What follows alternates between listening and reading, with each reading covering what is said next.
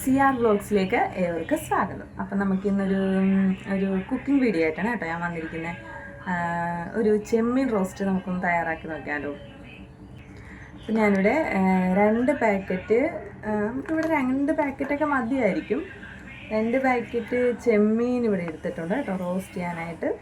അറിയില്ല, ഞാൻ കുറച്ച് ഹെയർ പാക്കൊക്കെ അപ്ലൈ ചെയ്തിട്ട് വിൽക്കുന്ന രൂപമാണിത്. അപ്പം ഗൈസ്, നമുക്ക് വേണ്ടിയത് തക്കാളി വേണം, സവാള വേണം, കറിവേപ്പില വേണം, പിന്നെ നമ്മുടെ ചെമ്മീൻ.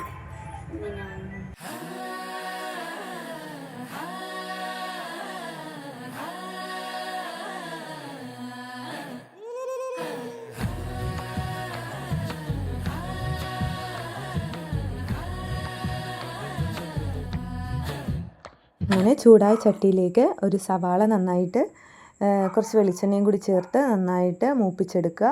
അതിലേക്ക് ഒരു 1-2 തക്കാളി, ഞാനിവിടെ ഒരു തക്കാളി എടുത്തിരിക്കുന്നത്, ഒരു തക്കാളിയും കൂടി ചേർത്ത് അത് നന്നായിട്ട് ഒരു പച്ചമണം മാറുന്നത് വരെ വഴറ്റുക.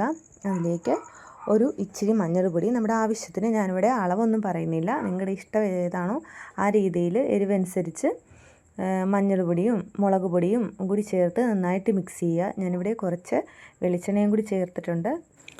കുറച്ച് വെളിച്ചെണ്ണയും കൂടി ചേർത്ത് കഴിയുമ്പോൾ നമ്മുടെ ഉണക്ക ചെമ്മീനും കൂടി ഇട്ട് നന്നായിട്ട് മിക്സ് ചെയ്യുക. മിക്സ് ചെയ്ത് അതിൻ്റെ ഒരു ഗ്രേവി ആകുന്നവരെ നന്നായിട്ട് വഴറ്റി കൊടുക്കുക. നമുക്ക് വേണമെങ്കിൽ ചെറിയ ചൂടുവെള്ളം കൂടി ഒഴിക്കാം. ഞാനിവിടെ ഇത്തിരി ചൂടുവെള്ളം ഒഴിക്കുന്നുണ്ട്. എന്താണെന്ന് വെച്ചാൽ കുറച്ചും കൂടി ഗ്രേവി കിട്ടാനായിട്ട് നമുക്ക് നല്ലതാണത്. അത് ഓപ്ഷണലാണ്. നിങ്ങൾക്ക് വേണമെങ്കിൽ നമുക്ക് ചെറിയ ചൂടുവെള്ളം ഒഴിക്കാം, അല്ലെങ്കിൽ ഇങ്ങനെ തന്നെ എടുക്കണമെങ്കിൽ നിങ്ങൾ ഇങ്ങനെ തന്നെ എടുക്കാം കേട്ടോ. പിന്നെ നമുക്ക് ഉണക്കച്ചെമ്മീൻ വേണമെങ്കിൽ ഒന്ന് ക്രഷ് ചെയ്തിട്ടെടുക്കാം.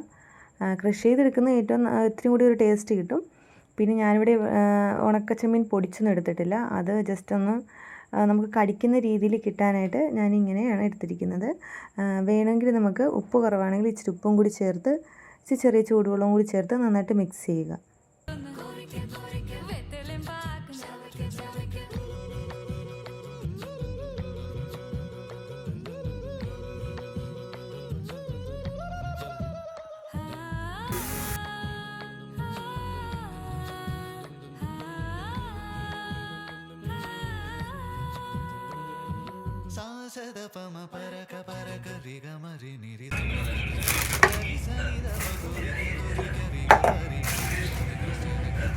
അപ്പോൾ ഗായ്സ്, കിച്ചുകുട്ടൻ എങ്ങനെയുണ്ടെന്ന് പറയും കേട്ടോ.